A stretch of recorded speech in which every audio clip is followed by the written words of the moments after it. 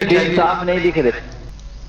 اعوذ باللہ من الشیطان الرجیم بسم اللہ الرحمن الرحیم الحمد للہ رب العالمین الصلاة والسلام علی اشرف الخلق محمد وآلہ الطیبین الطاہرین اللہم صلی علی محمد وآلہ محمد وعجل فرجہم.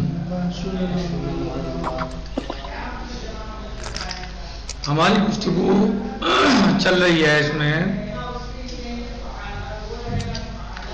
فروع ثلاثہ میں ہماری گفتگو ہے، جس میں سے ہم نے پہلی فرع پڑھی تھی کہ صغیر حیوان کا حکم بھی کنویں کے پاک کرنے میں وہی ہے، یعنی چھوٹے حیوان کا حکم بھی، یعنی چھوٹا حیوان کوئی کنویں میں گر کر مر جائے تو اس کنویں کو پانی کو کیسے پاک کیا جائے گا؟ تو کہہ رہے ہیں کہ جو حکم بڑے حیوان کا ہے وہی چھوٹے کا ہے، یعنی حکم میں کوئی فرق نہیں ہے.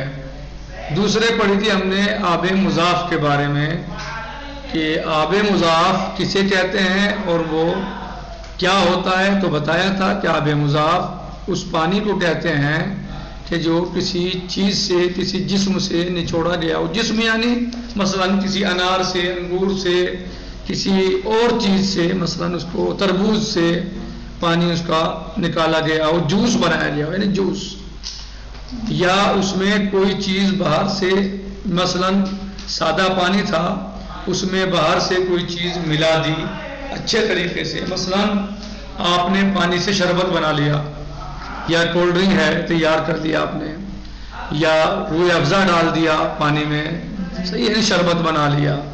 تو دوسری قسم اس کی تھی کہ اس کا کیا حکم ہے، تو بتایا تھا کہ یہ خود تو پاک ہے لیکن یہ دوسری چیزوں کو پاک کرنے کی صلاحیت نہیں رکھتا، یعنی خود پاک ہے لیکن آپ اس سے چاہیں کہ آپ اپنے ہاتھ کو پاک کر لیں، اس سے وضو کر لیں، غسل کر لیں، ایسا نہیں ہوگا.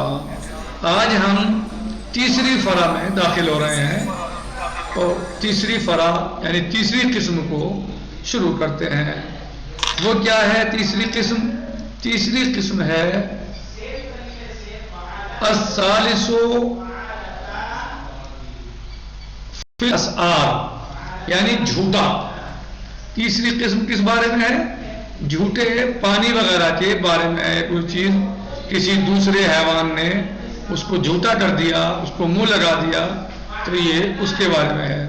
کہہ رہے ہیں الثالث فی الاسعار، تیسری قسم اسعار میں ہے. اسعار یعنی جھوٹے پانی وغیرہ یا جھوٹی کوئی بھی چیز جو چھوڑ دی جاتی ہے، مثلا کوئی جانور آیا برتن میں کچھ رکھا ہوا تھا پانی، اس کو پیا اور باقی مثلا بس گیا اس کے اندر، برتن کے اندر.